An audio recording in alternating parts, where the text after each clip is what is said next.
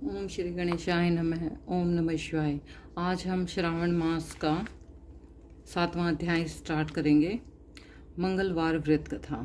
अब वैसे ही जैसे मैंने बताया था कि सोमवार, ये मत सोचना कि आज 7वां दिन है तो मंगलवार ही होना चाहिए, तो लेकिन हमें अध्याय के अनुसार चलना पड़ेगा।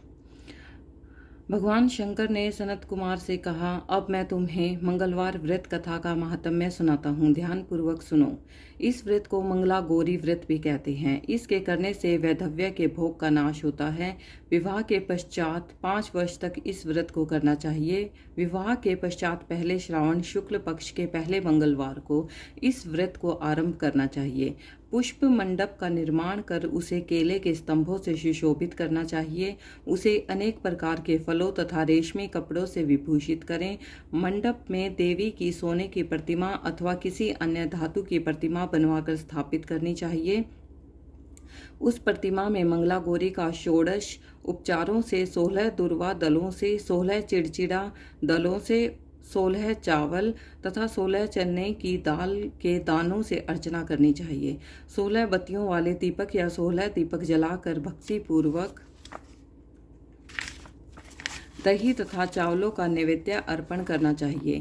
देवी के निकट सील लोढ़ा रखना चाहिए। इस तरह विवाहोपरांत 5 वर्ष तक व्रत करना चाहिए। 5 वर्ष पश्चात उद्यापन करके माता पिता को बायना देना चाहिए। अब मैं तुम्हें बायने के बारे में बताता हूँ। मंगला गौरी की एक पल सोने की प्रतिमा या अपनी सामर्थ्य के अनुसार सोने की प्रतिमा बनवाएं। अपनी सामर्थ्य के अनुसार सोने अथवा चांदी आदि से निर्मित घड़े को चावलों से भरें।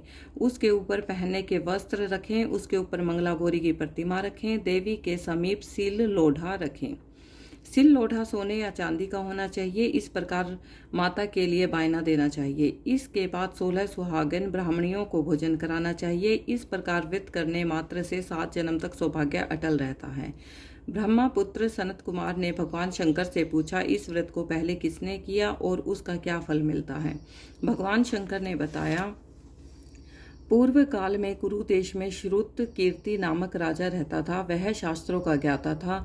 उसका कोई शत्रु नहीं था। वह 64 कलाओं का ज्ञाता, धनुर्विद्या में निपुण था। उसे सब प्रकार का सुख था, परंतु उसके कोई संतान नहीं थी। इसी कारण वह दुखी रहता था। उसने संतान के लिए देवी की आराधना की। एक दिन देवी ने उसकी आराधना से प्रसन्न होकर उसे साक्षात दर्शन दिए और उससे वर मांगने के लिए कहा। श्रुत कीर्ति ने देवी से एक पुत्र की मांग की। राजा के वचन सुनकर देवी मुस्कुराई।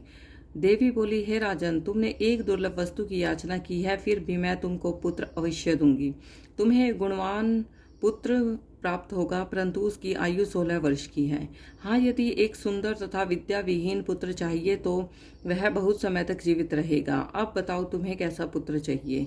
राजा ने अपनी रानी से विचार विमर्श कर गुणी पुत्र की मांग की। देवी ने कहा, हे राजन, मेरे मंदिर के मुख्य द्वार पर आम का जो पेड़ है उसका एक आम तोड़ कर ले जाओ और उसे रानी को खिला दो, तुम्हारी इच्छा पूर्ण होगी। राजा ने देवी की आज्ञानुसार रानी को आम्र फल ले जाकर खिला दिया।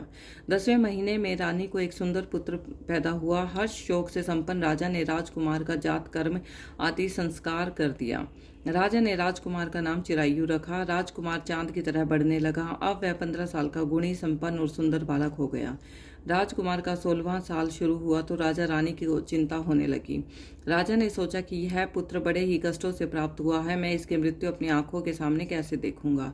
यह सोचकर राजा ने राजकुमार चिरायु को अपने मामा के साथ काशी भेजने का निश्चय कर लिया। रानी ने अपने भाई से कहा, तुम कार्पटिक का वेश धारण कर राजकुमार चिरायु को काशी ले जाओ। मैंने इसके जन्म से पूर्व भगवान मृत्युंजय से प्रार्थना की थी कि हे विश्वदेव, पुत्र की प्राप्ति पर जगतपति की यात्रा के लिए भेजूंगी, इसलिए तुम इसे काशी ले जाओ। इसकी रक्षा का भार अब तुम्हारे कंधों पर है। अपनी बहन की आज्ञा मानकर वह राजकुमार चिरायु को काशी ले गया। कई दिन की यात्रा के बाद वे आनंद नगर पहुंचे। आनंद नगर के राजा का नाम वीरसेन था। राजा के सर्वगुण संपन्न रूप लावण्य वाली मंगला गौरी नाम की राजकुमारी थी। उस समय वह राजकुमारी सखियों सहित बगीचे में खेल रही थी। उसी समय वहां चिरायु और उसका मामा पहुंचे। वे दोनों बालिकाओं की क्रीड़ा देखने के लिए वहां रुक गए। राजकुमारी की सहेलियों में से एक सहेली ने क्रोध में भरकर राजकुमार चिरायु को रंडा कहा। राजकुमारी ने अपनी सहेली से कहा, हे सखी, तुम दृढ़ वचन क्यों बोल रही हो? मेरे साथ अयोग्य वाणी बोलने वाली कोई भी नहीं है। देखो, मंगला गौरी के प्रसाद है। मंगला गौरी व्रत के प्रभाव से मेरे हाथ में जिसके माथे पर चावल गिर जाए उसके साथ मेरा विवाह हो जाने पर यदि वह अल्पायु वाला है तो भी चिरायु हो जाएगा। इसके बाद सब बालिकाएं अपने अपने घरों को लौट गई। राजकुमारी भी राजमहल में चली गई। उस दिन राजकुमारी मंगला गौरी का विवाह बाल्हिक देश के राजा दृढ़धर्मा के पुत्र सुकेतु के साथ होने वाला था, परंतु सुकेतु मूर्ख, कुरूप और बहरा था। इस बात का पता राजा वीरसेन को नहीं था। अतः वर पक्ष वालों ने विवाह मंडप में एक अन्य अच्छा वर ले जाने का निश्चय किया। विवाह प्रांत प्रस्तुत वर को भगा दिया जाएगा। इस प्रकार सुकेतु राजकुमारी को अपने देश ले जाएगा। ऐसा विचार कर वर पक्ष के कुछ आदमी चिरायु के मामा के पास आकर बोले, यह बालक तुम हमें दे दो, इसके द्वारा हमारा काम सिद्ध होने वाला है। इस पृथ्वी पर परोपकार से बढ़कर कोई दूसरा काम नहीं है। उन आदमियों की बात सुनकर राजकुमार चिरायु का मामा राजी हो गया, क्योंकि वह बगीचे में मंगला गौरी की बात सुन चुका था। वह उन आदमियों से बोला, आप लोग इस लड़के को क्यों चाहते हैं? विवाह के लिए वस्त्र गहने तो मांगे जा सकते हैं, लेकिन वर को थोड़े ही मांगा जाता है।